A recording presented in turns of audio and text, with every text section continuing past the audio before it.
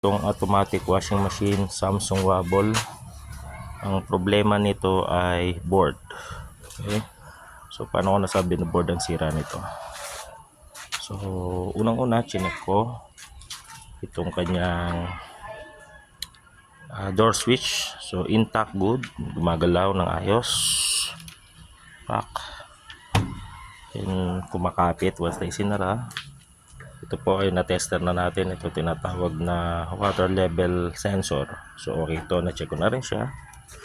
Ito is good rin kasi nirekta ko siya sa 220. Umugong siya, so meaning buo siya, malinis naman, sinilip ko. And then yung mga plug niya, itong plug, chinek ko, continuity, buo.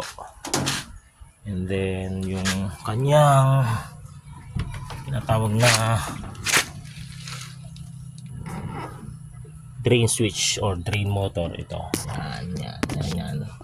So nirekta ko na rin yan kanina, chinek ko yung wire. Sinaksak ako ng 220, bumuka, so meaning good. And then yung compressor, yan, itong wire na ito, tatlong kulay na ito. Then blue, red, and white. So sila ang sa motor.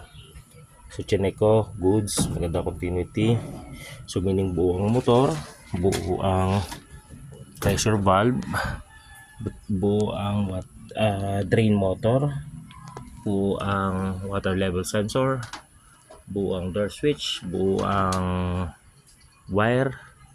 And then lastly, nasabi ko nasira ang board kasi buksan ko ang board, ayan, kung makikita nyo, kinain na ng umido yung ilang mga parts niya.